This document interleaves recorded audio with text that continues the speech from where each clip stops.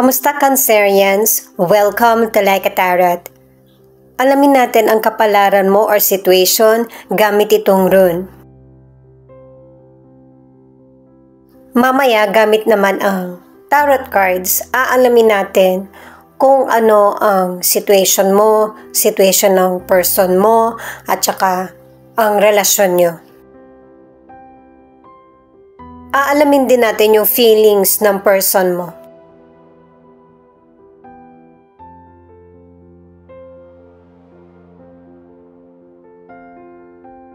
Itong manas in reverse ay babala sa iyo na merong person na akala mo kaibigan pero kaaway pala.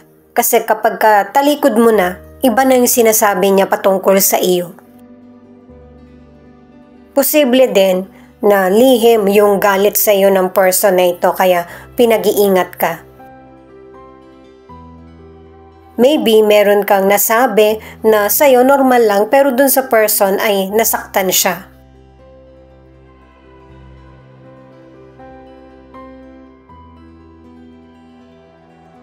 Itong Algis in reverse ay ayusin mo yung problema dun sa makakaya mo lang. Kasi dalawa na yung problema dito guys eh. Problema mo sa sarili mo at saka problema mo sa kapwa. I-recognize mo din kung ano yung kailangan mo at saka yung mas bigyan ng atensyon. Nagagamit ka kasi at saka nahuhusgan ka ng ibang tao, kaya mas iprioridad mo yung sarili mo. Itong Barkano in reverse, ibig sabihin may mga ilang Cancerian na ang pinagmumulan ng problema ay patungkol sa pamilya. O kaya itinuring na kapamilya or person mo. At pinapaalalahanan ka ng lahat ng bato na ito na mag-focus ka sa sarili mo kasi magkakaroon ng pagkakamali na ang magiging resulta na ikaw lang yung haharap sa situation kasi hindi ka makapag-focus at saka ang ilan sa inyo magkakasakit ka na rin dahil sa kakaintindi. Isaayos mo muna yung sarili mo bago mo intindihin yung iba. Sobra kasing mapagmahal ang mga Cancerian kaya naaabuso. Paalala para sa mga bagong viewers na ang reading na ito ay timeless reading, general reading, ano man ang edad mo or gender mo, kunin mo lang kung ano yung akma sa sitwasyon mo. Kung kailan mo ito napanood, yon ang start ng 1 week reading para sa'yo. Ikaw na magpalit kung si person mo ito o ikaw. Unahin mo na nating alamin yung situation mo. Pero kahit hawak ko na yung cards mo, posible pa rin na ipakita yung situation ng person mo. Kasi connected kayo sa isa't isa.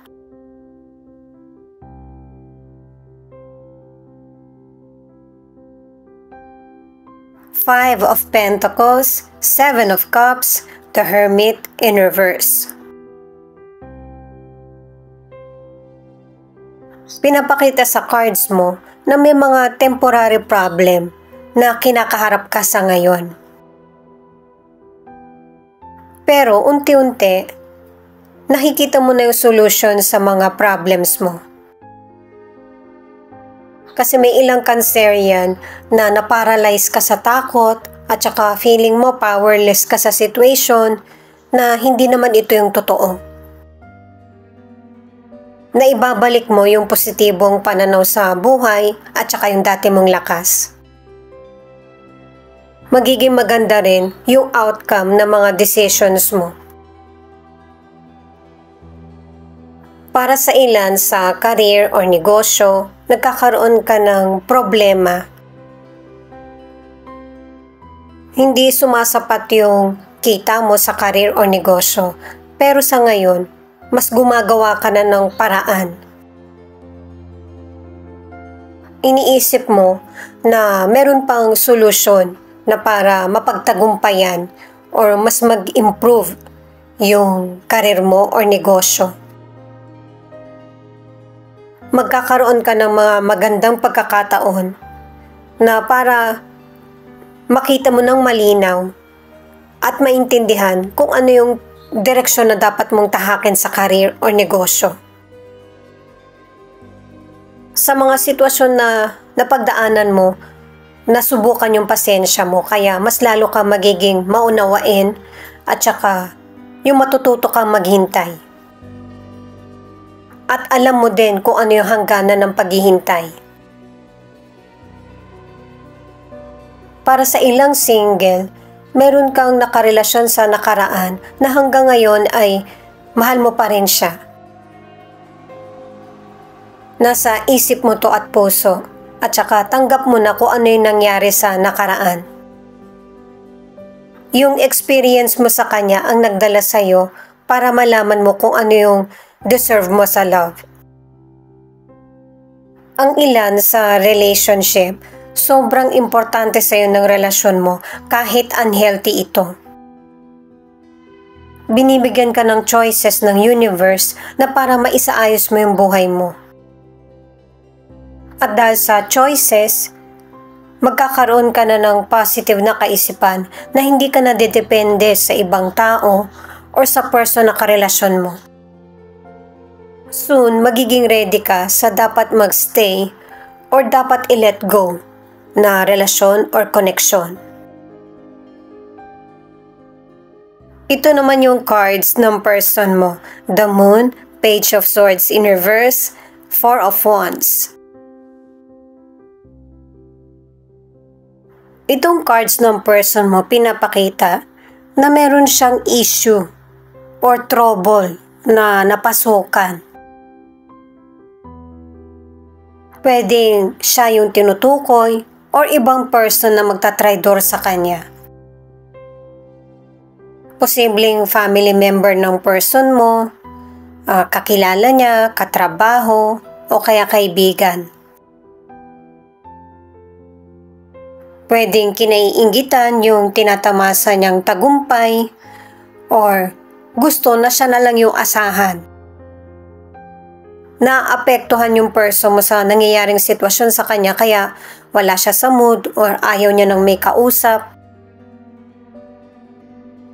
Para sa financial, nakadalawang cards na merong person na nagbibigay ng advice pero mali. Mapapaniwala ka sa mga kwento niya or pagpapaliwanag. At kung merong nawala sa iyong financial or nahihirapan ka na magkaroon nito, makakabawi ka. Kasi merong financial blessing at saka abundance na paparating sa iyo. At saka kahit yung mga taong napagkwentuhan mo or nagmamalasakit sa iyo ay matutuwa sa mga magandang nangyayari sa buhay mo. At kapag nakabawi ka na sa financial, limitahan yung paggastos. Kasi katulad ng problem mo na sinabing temporary lang, yung mga blessings nagiging temporary din kapag sobra yung paggastos. Ang ilan sa relationship, sisikapin yung pag-usapan ng person mo kung ano ba yung kailangan changes at ano yung dapat pag-usapan na problema. Dahil sa merong ilang nasa relationship na ang issue ay cheating or betrayal. Nahihirapan ang ilang Cancerian na maayos ang problema dahil sa LDR ang relasyon nyo. Para sa ilang single, makikita mo ulit yung past person mo, pero hindi ibig sabihin ay magkakabalikan kayo, kundi magugulat siya sa transformation na nangyari sa buhay mo. The Hangman in reverse, Five of Wands, Seven of Pentacles. Ito yung patungkol sa relationship. Pinapakita sa mga cards na kailangan mong bumitaw sa mga sitwasyon na mahihirapan kang makontrol. Relasyon mo man ito sa kapwa mo, sa nakaraan, or relasyon mo sa person mo. Kasi ito lang yung paraan na para tuluyang mong makamit yung mga minamanifest mo. At saka sa mga naunang cards ay pinapalet go ka na sa mga negatibong sitwasyon. May mga Cancerian na nagawa mo na ito. Kaya mas naging masaya ka na sa buhay mo ngayon. Dahil sa wala nang negative na sitwasyon or wala nang nagmamanipula. Sa kalusugan, ang pinaka-issue ay stress. Hindi ito gawa mo, kundi dahil sa mga taong nasa paligid mo na ang dala ay negatibo. Makakasurvive ka sa anumang illness or gumugulo sa isip mo. Kung noon tingin mo powerless ka, maibabalik mo na yung dati mong power or yung paninindigan. Para sa ilang single, nagiging maingat ka sa pagpili ng taong makakarelasyon mo at saka nakukutuban mo na din. Kung yung tao ba ay seryoso sa'yo or hindi. Naka-4 na cards ka na aware ka na sa situation mo. Magkaka-love life ka pa rin naman. Pero sa ngayon, mas mag-focus ka sa improvement sa buhay mo. Para sa ilan na nasa relationship, bukod sa nasasabi mo sa person mo kung ano yung reklamo mo sa relasyon, nasa isip mo din ito. Hindi mo man ito nagagawa ngayon, pero in the future ay ikaw mismo yung magle-let go ng toxic na sitwasyon. Kasi pipiliin mo na pareho kayong maging masaya sa tatahakin yung direksyon.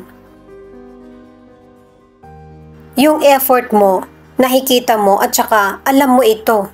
Pero yung person mo, hindi niya napapansin yung effort mo.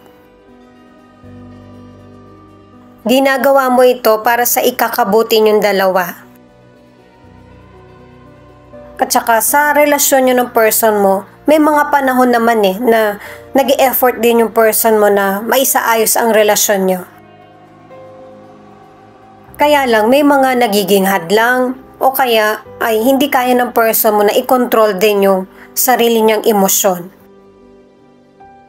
Naiisip din ng person mo yung mga pinapayo at sinasabi mo sa kanya. Ito naman yung cards na feelings ng person mo na pwede rin ipakita kung ano yung feelings mo.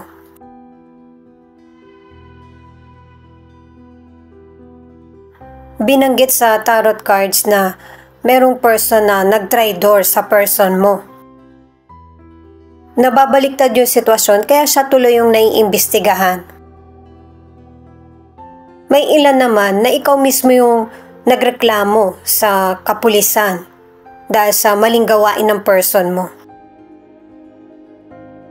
Kung noon, madali mong malapitan yung person mo, ngayon hindi mo alam kung nasaan na siya.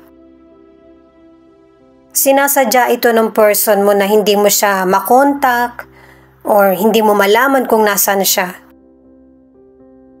Sa una, yung konektado sa inyo ang lalapitan niya. Pero ang sunod, yung hindi mo nakilala, yung person na tutulong sa kanya. At sa card na ito ay pinapakita na ang ilan sa inyo engaged na kayo ng person mo or couple na talaga. Kumbaga mag-asawa na, nagsasama na. Dahil sa naiba yung direksyon na tinatahak ng person mo, hindi niya matupad yung ipinangako niya sa iyo.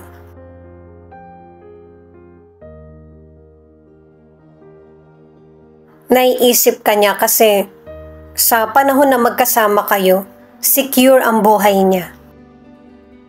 Ikaw yung bukod tanging nakakaunawa sa kanya. Pero dahil sa may mga personal issue yung person mo, may mga panahon na nahihirapan ka rin na unawain siya.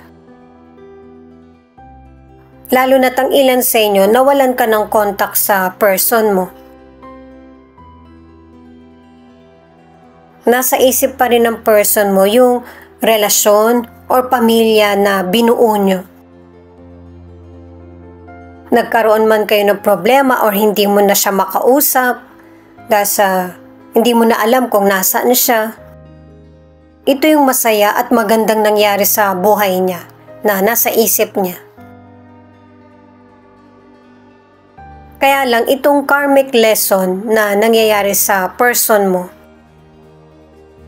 kailangan niya ng isaayos yung mga problema na nangyayari sa buhay niya. Huwag niyang takasan. Kasi naging problema niya na to sa nakaraan nung nabubuhay siya. Kung hindi niya to kakaharapin ngayon, malaki yung posibilidad na mangyari muli. Paikot-ikot lang Kumbaga nagiging cycle na yung buhay niya kasi wala siyang tinatapos. Meron kailangan i-improve ang person mo sa sarili niya para mahanap niya talaga yung totoong happiness. At saka kahit naman hindi na sabihin nito, mararamdaman nyo naman guys na kapag tumataliwas ka sa plano sa'yo ng universe or ng may kapal, mas lalong hihirap yung situation mo. Pwedeng may nakakapansin na nito kaya hindi na tumataliwas sa kung ano yung nakatadhana. Pero may ilan na teka lang muna, yung nag-iisip ba muna bago bumitaw sa isang sitwasyon. Sa sitwasyon ng person mo, kailangan niya talagang pag-isipang mabuti yung mga pinaplano niya at saka yung i-control ang emosyon. Scorpio, Aries, Sagittarius, Pisces, Cancer, Libra, Leo. Ito naman yung ilan sa 12 zodiac sign na nangunguna sa reading na ito. Thank you nga pala sa mga nag-like, share, comment, and subscribe. Ingat po kayo palagi saan man kayo naroon. Ito naman yung mga letra na posibleng andito yung letra ng pangalan ng person mo or letra ng pangalan mo. D, S, N, V, A, X.